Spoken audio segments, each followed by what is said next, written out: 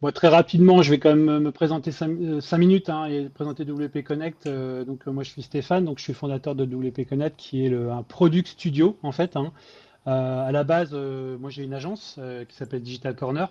Donc, on fait de la stratégie web, de la refonte de sites, création de sites web, très porté sur WordPress. On fait pas que ça, mais on en fait beaucoup. J'en ai fait aussi beaucoup durant ces 15-20 dernières années. Je faisais pas que ça, on n'a pas fait que ça, mais principalement, on est porté sur WordPress. Donc on fait du sur-mesure, hein, évidemment, on fait aussi du thème, mais c'est vraiment pas l'activité la plus importante. On a d'un des besoins clients, on y répond avec la construction d'un thème sur mesure, une stratégie SEO, SIA, de l'analytics derrière. Donc on va brancher un Looker Studio, un Power BI qui va bien derrière pour suivre les KPI, etc. Donc on a une approche assez globale. Depuis quelques temps maintenant, on fait du no-code, évidemment. Depuis quelques années maintenant, ça s'est fortement accéléré depuis un an, un peu à peu près. Donc on ne fait pas de tout, hein. On choisit nos outils. On fait surtout de l'interne pour le coup, hein. C'est des petites automatisations, des petites applications mobiles, des dashboards, des outils internes, etc. Évidemment, on est partenaire TimeTonic. Et du coup, depuis 2 ans, j'ai fondé WP Connect qui vient en fait complémentariser l'offre de prestation de services qu'on fait avec DK et puis Enable qui est le nom de l'offre no code. Euh, il manquait quelque chose en fait, hein. Tout est parti d'un besoin client qui avait Airtable en fait, hein, qui a toujours Airtable d'ailleurs, hein, en système d'information, en gestion de contenu en interne. Et l'idée, c'était de pouvoir afficher des données sur leur WordPress. Donc, on a monté un plugin technique. Et puis, je me suis dit que ce serait pas mal d'en faire des produits, d'en faire un produit. Et du coup, maintenant, on a une dizaine de produits, donc des plugins, ce qu'on appelle en standalone, donc qui marchent en fonctionnement seul, donc qui connectent en fait des outils no-code vers WordPress. L'idée, c'est d'avoir qu'un seul sens.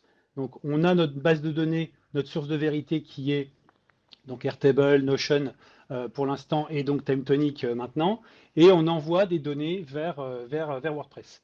Et à l'inverse, on a aussi donc d'autres produits, donc plutôt des add-ons pour le coup, et là qui sont en fait des modules qu'on vient accrocher aux plugins de formulaire existants. Donc pour pas les nommer, Gravity Form, WP Form et CF7, qui sont les plus gros plugins de formulaire dans l'écosystème WordPress. Donc on a des plugins complètement gratuits, on a des plugins en freemium et puis on a des plugins aussi payants. Donc aujourd'hui, voilà, on a une douzaine de produits.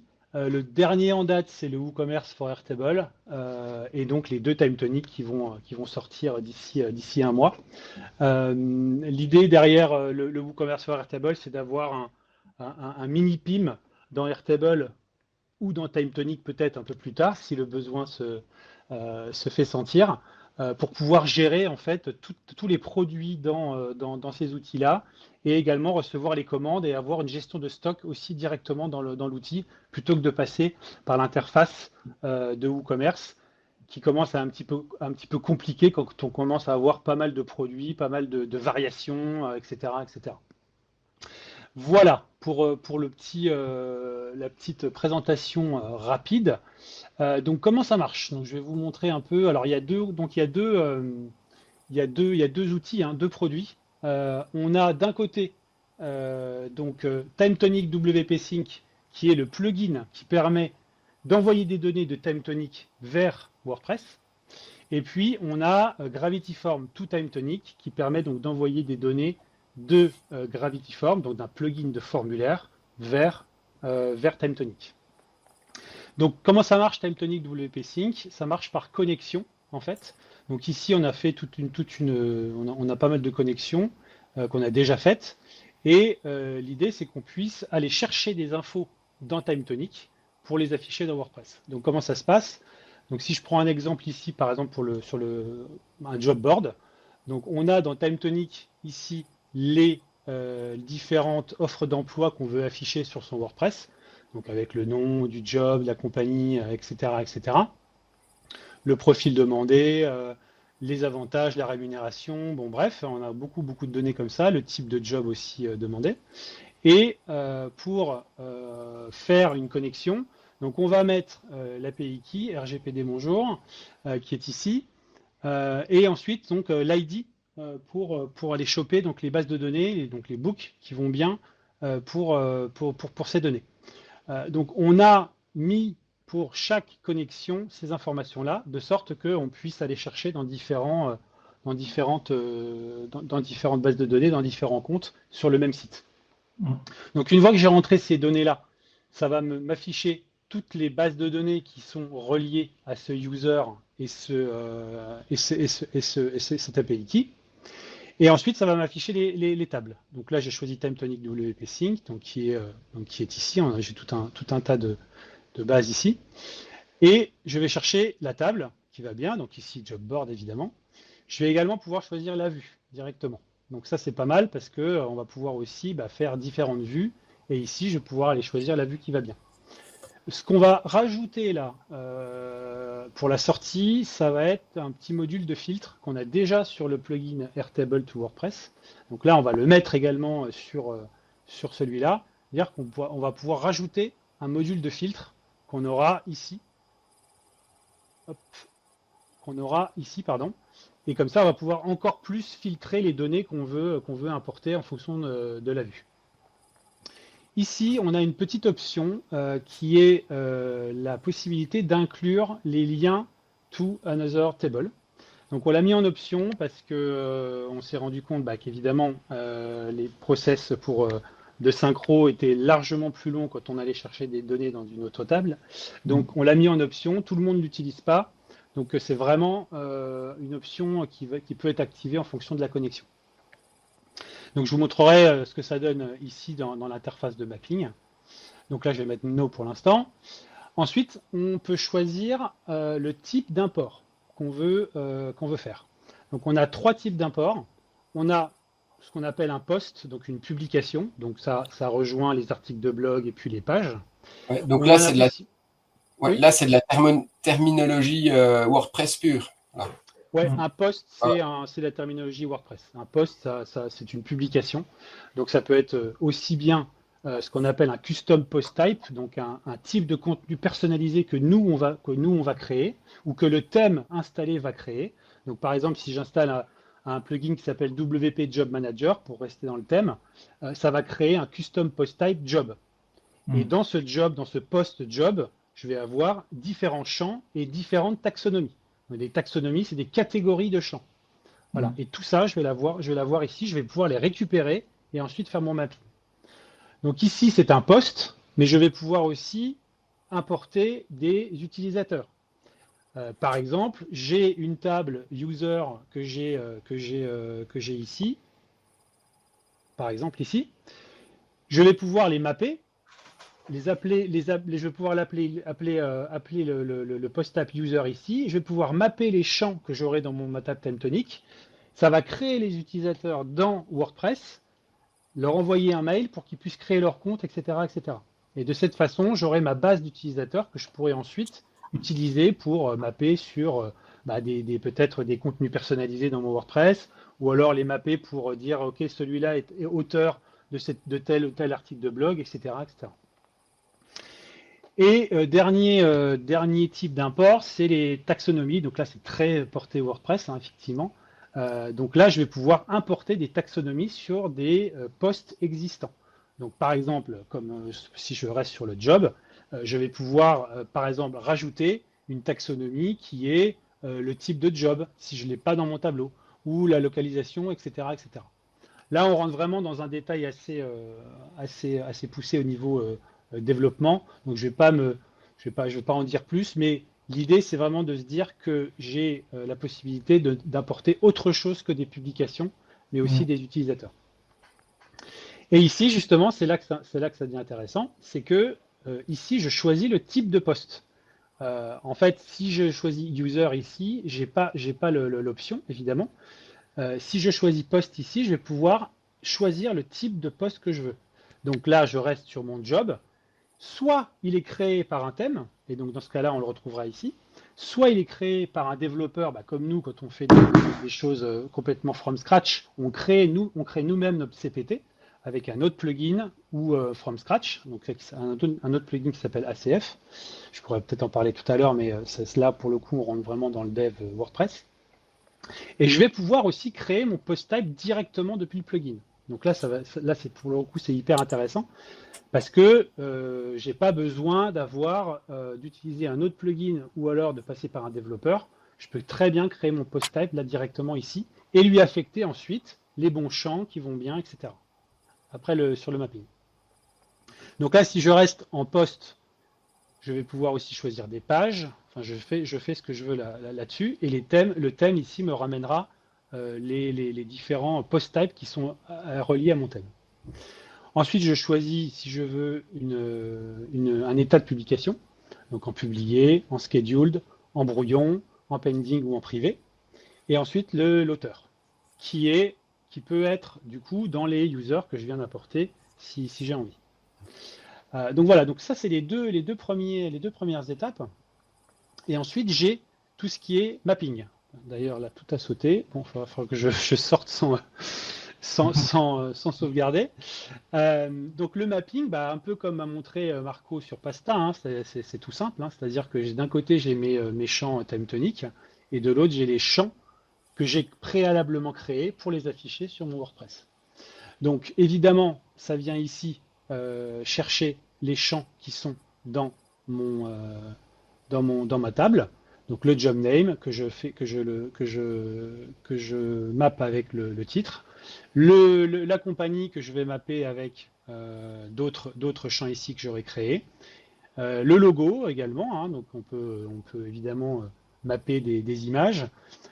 Et puis ensuite, toutes sortes de types de contenu que j'ai dans mes pages, dans ma base time tonic, et ensuite ceux que je veux retrouver dans mes pages que je vais créer ensuite.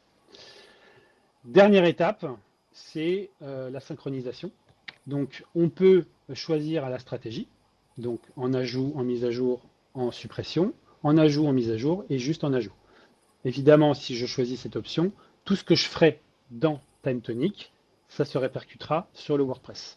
Par contre, si j'ai envie juste que j'ajoute des choses dans time tonic et que je gère ensuite mes différentes publications dans WordPress, je peux choisir une autre stratégie. Et le trigger, évidemment, donc en manuel, en recurring. Donc là, je vais choisir une fois par jour, une fois par semaine, toutes les 30 minutes, etc.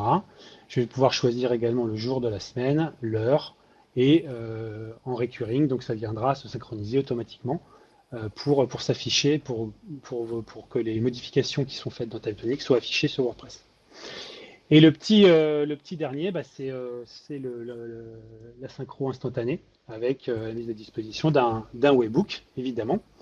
Là aussi, ça va demander un petit peu Alors là, on va un petit peu au-delà du no-code, mais voilà, il y a la possibilité de faire appel à ce webhook pour faire de l'instantané, avec la mise en place d'un cron aussi côté WordPress pour plus d'optimisation. Alors. Donc si Attends, je vais quitter parce que là, je ne sais pas ce qui s'est passé. Ouais, voilà. Hop. Donc je vais vous montrer ce que ça donne par rapport à quand je fais un link to another table. En fait, ici, donc là j'ai mis yes pour cette connexion. Et en fait, ici j'ai mes champs de la table parent. Et ici, j'ai mes champs avec la petite flèche, j'ai mes champs qui sont affichés, qui sont reliés à la table user. Donc elle est ici. Si je vais sur les postes, ici j'ai ma table donc de blog post, et ici donc j'ai ma colonne user avec les noms qui sont associés. Et donc évidemment, dans une connexion, je vais pouvoir aller chercher les infos pour pouvoir les afficher directement sur une page que j'aurai construite. Donc si je vais sur le front, ce que ça peut donner, donc là ici par exemple j'ai mon blog, donc j'affiche, alors ça peut être n'importe quoi, hein, là on a pris un exemple de blog, mais j'ai mon blog ici. Si je fais un update ici, parce que logiquement, hop, si je vais sur mon blog, j'ai six autres articles. Donc si je fais une synchronisation, on va croiser les doigts pour que ça marche. Normalement, ça devrait marcher. Ça va peut-être prendre un petit peu de temps parce que justement, j'ai ce link to another table. Voilà. C'est pas Martia qui a lancé là, ça devrait marcher. Voilà. Et hop, magie, super, ça a bien marché. Donc là, j'ai mes six articles qui ont été rajoutés. Comment il gère le multi-élément? Comment il gère un peu, comme il y a plusieurs valeurs, il affiche, il sépare d'une virgule, ou ça dépend peut-être des cas, je sais. Alors, pour afficher des valeurs là comme ça? Ouais, par exemple, là tu aurais un nom et tu aurais deux noms, tu vois. Par exemple, tu aurais un tableau de noms et tu aurais deux noms, et comment il ferait pour afficher si ça serait du texte, par exemple, ou autre? C'est-à-dire l'affichage en front, comment tu le gères? Ouais. C'est ça. En fait, justement, là, c'est un peu comme tu veux. C'est-à-dire que y a d'un côté les thèmes, donc les thèmes WordPress, tu installes ton thème, et là, tu vas pouvoir ensuite aller chercher les infos que tu auras synchronisées. En fait, on importe les données. Okay. On va pas chercher les données dans TimeTonic. On va les chercher, à la première connexion, on va les importer, ce qui fait que les données sont dans WordPress, en fait. Donc, elles sont là. Et ensuite, on peut les utiliser évidemment comme on veut. Donc, on va pouvoir aller les chercher. Donc, soit les afficher via le thème existant, soit via un thème qu'on aura préalablement construit ou que le développeur ou la développeuse auront construit, ou alors via un page builder comme Elementor. Je ne sais pas si vous connaissez. C'est le page builder le plus connu de WordPress, où là, on aura une interface complètement visuelle. Dire que ici je vais construire j'ai construit mon grid, ma grid, avec donc des cards en affichage cards. Je peux très bien l'afficher en classique, en full content ou comme ça. Voilà, ça c'est moi qui choisis. Et ensuite je vais choisir effectivement qu'est-ce que je veux afficher. Donc le titre là, je vais le chercher dans ce que je viens de synchroniser. Je peux aussi l'enlever si j'ai envie. Et je peux aussi enlever les images également qui sont affichées. Donc là, bon, je ne vais pas rentrer dans le détail parce que là, c'est vraiment rentrer dans la construction du front, qui n'est pas nous notre périmètre et notre cadre. Mais en tout cas, vu que toutes les données sont importées dans WordPress, c'est comme si je les avais créées dans WordPress finalement. Et du coup, tout ça c'est fait complètement de façon transparente. Mais c'est vraiment le thème qui va gérer un peu la donnée que tu as et comment tu veux l'afficher pour la traiter, quoi, en fait. Exactement. Exactement.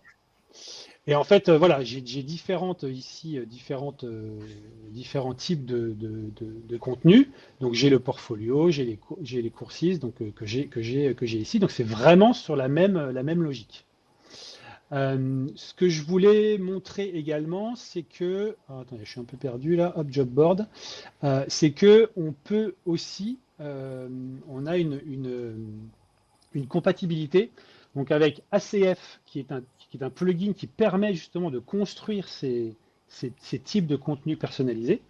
Donc c'est vraiment pour les développeurs WordPress pour le coup. Alors même si on n'est pas développeur, on peut l'utiliser puisque ça a une interface vraiment no code pour le coup, parce que tout se passe ici. Mais aussi, on a une compatibilité avec les plugins SEO. Donc ça veut dire que quand je vais faire mon tableau, par exemple ici pour le job board, je vais pouvoir également faire ici le SEO title si j'ai envie, la Facebook description, etc., etc. Et pouvoir ensuite être compatible complètement avec tous les autres plugins SEO. Tous les plugins SEO, donc il y a Yoast, All-in-One, SEO Press et le petit dernier c'est RankMath. Donc en fait, une fois que j'ai fait là mon mapping, je vais pouvoir ici ajouter un champ et je vais aller chercher le SEO title. Et ici, vu on est complètement compatible avec tous les plugins SEO, à partir du moment où il y aura un plugin SEO qui est installé, on va l'afficher ici et on va afficher tous les champs qui seront mappables en fait pour le plugin. Donc là, j'ai été chercher le SEO title sur TimeTonic. J'ai mappé avec le SEO title de Yoast. Je vais pouvoir faire un update. Voilà. Et là, je vais le synchroniser. Et donc, logiquement, ici, j'ai mon SEO title qui s'appelle Troopers. J'en ai un autre ici pour deux offres d'emploi.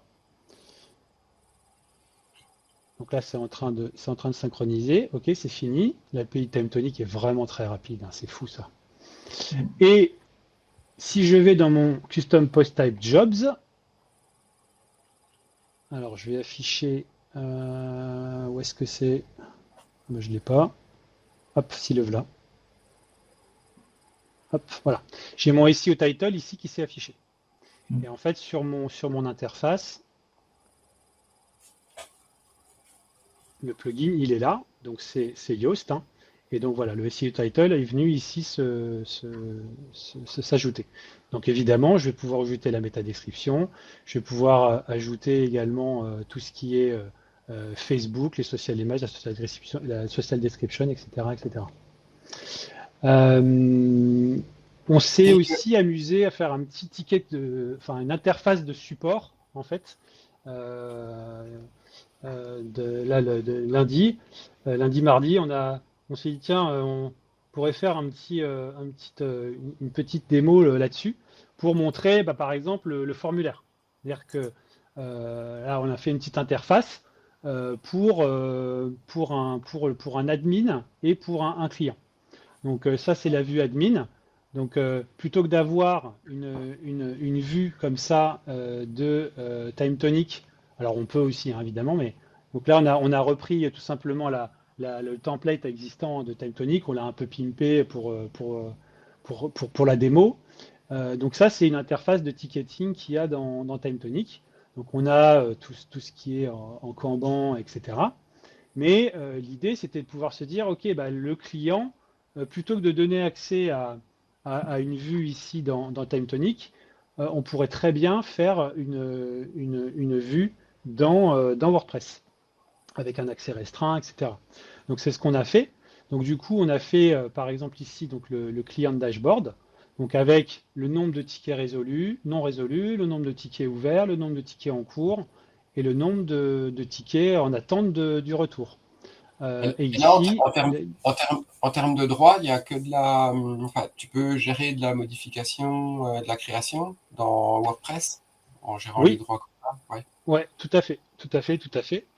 L'idée, c'est de se dire, tiens, voilà, je vais cliquer sur ce ticket. Bon, là, on l'a pas fait entièrement, mais voilà, j'ai mon ticket et je vais pouvoir répondre ici directement et avoir donc les données qui vont s'afficher dans mon TimeTonic. Et de la même manière, donc si je veux ouvrir un ticket, je pourrais ouvrir un ticket directement ici. Et là, je passe sur l'autre plugin, enfin sur l'autre add-on plutôt, qui est donc le add-on GravityForm de GravityForm. Donc le add-on s'appelle GravityForm to TimeTonic. Donc le plugin, c'est GravityForm, donc qui gère les formulaires. Et ensuite, ici, je vais pouvoir créer donc des formulaires et puis y associer des feeds.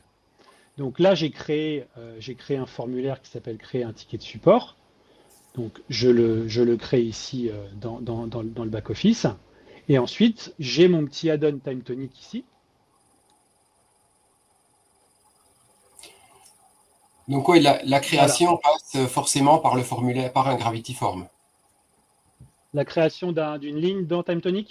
Une ligne dans TimeTonic, oui. Ouais, tout à fait. Par contre, quand il y a de la modif, ça veut dire que tu as une synchro qui est bilatérale entre les deux. Si tu modifies une ligne... Alors, de toute façon, c'est deux plugins séparés, mais par contre, on peut les utiliser conjointement. Donc aujourd'hui, le GravityForm to TimeTonic ne permet que de créer des nouvelles lignes. pas de modifier encore, mais ça, justement, on va pouvoir le faire assez rapidement. Et le plugin TimeTonic WP Sync permet d'envoyer des données pour les afficher dans WordPress. Donc, c'est vraiment deux fonctionnements différents. Ouais, tu fais que du TimeTonic vers WordPress. Oui, pour le plugin TimeTonic WP Sync, oui, tout à fait. Oui. Ouais. Et donc, oui, vas-y. Par rapport du coup à celui qui est connecté, tu peux faire le lien avec une colonne qui va contenir l'email par rapport aux données auxquelles il a accès, c'est ça, dans TimeTonic? Tout à fait, exactement. D'accord. Tout à fait. Donc cet exemple, donc on a fait un formulaire et on va pouvoir créer des feeds par un nombre illimité de feeds par formulaire. Donc là, j'ai créé un feed ticket de support. Donc là, évidemment, j'ai mis l'API key, l'ID sur un autre écran, hein, ce qui se passe ici dans Settings. Et donc là, évidemment, ça va me chercher, pareil, hein, toutes les... Hop. C'est bon. Vous voyez toujours? Ouais. J'ai une coupure. On a donc les bases ici et la table sur laquelle on veut envoyer les données. Et pareil, hein, voilà, on a un mapping à faire. Donc ici, les champs de TimeTonic et ici, les champs du formulaire. Donc, je fais mon mapping, je sauve et je vais pouvoir entrer directement mes informations ici pour créer le ticket. Alors, ça ne marche pas, j'ai déjà fait plein de fois. Donc, je vais vers ça ne marche jamais votre truc. Hop, en bug, en priority low par exemple. Et ici, la description. Et je vais pouvoir même ajouter un fichier si j'ai envie. Donc là, j'envoie la donnée, j'envoie le formulaire.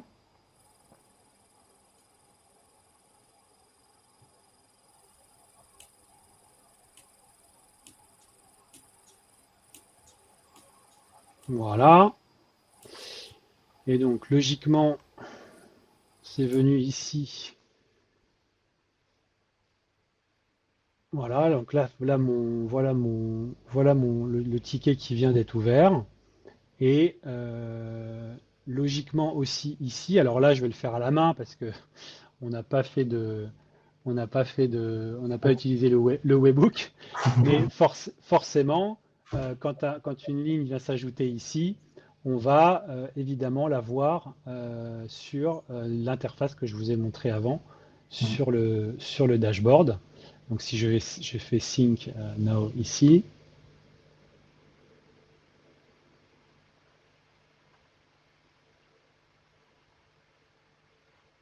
c'est en cours. 50. Et voilà. Du coup, les plugins, c'est exécuté sur le serveur là où est hébergé les sites WordPress, en fait, c'est ça, hein? Tout à fait, tout à fait. On est vraiment derrière le système, on est dans le système du client, puisque de toute façon, WordPress est toujours installé chez le client. Et donc, du coup, on est dépendant, effectivement, de la puissance du serveur. Donc, c'est vrai qu'on a de temps en temps ces petites questions. C'est lent, ça va pas vite, etc. Et voilà, on se rend vite compte que soit les lignes à importer sont énormes parce qu'il y a des images qui pèsent 10 mégas chacune, soit que le serveur est un peu limité en termes de performance. Voilà. Voilà, donc du coup ici j'ai mon ticket de dashboard, la vue admin, hein. Donc voilà le ticket qui vient d'être créé, il n'est pas encore assigné et on a bien donc 12 non résolus avec 7 ouverts, 2 en attente et 3 tickets en cours. Voilà pour l'exemple. Et ici en client de dashboard, évidemment, là aussi. Donc là, il est bien ouvert. Et puis on en a également 12 aussi, qu'on peut voir effectivement ici. Donc si je l'assigne ici et que je refais une synchro, évidemment, ça se mettra à jour sur l'interface. Voilà, en gros, 30 minutes. Je pense qu'on est bon là.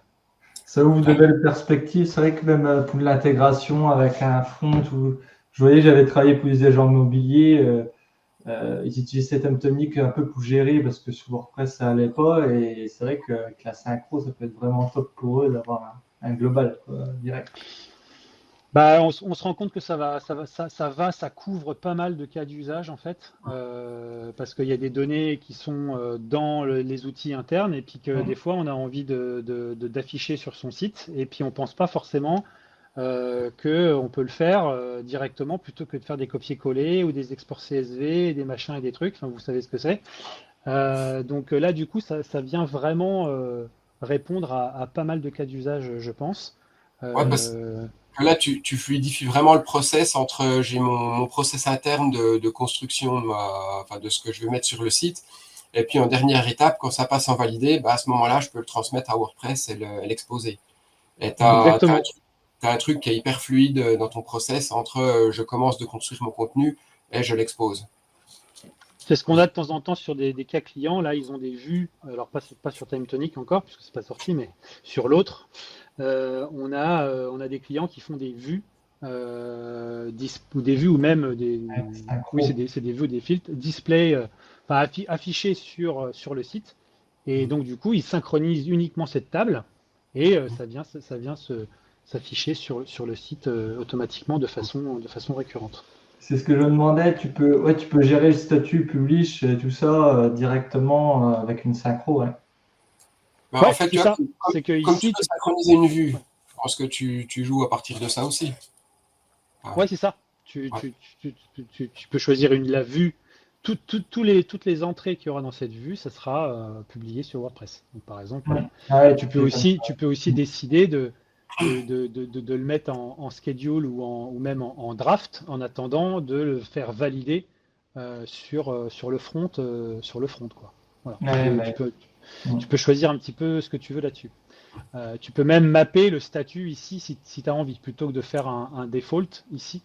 C'est ça que je me demandais. Ouais. Ok, tu peux mapper vraiment le statut, que tu gères ton statut dans TimeTonic et que ça change.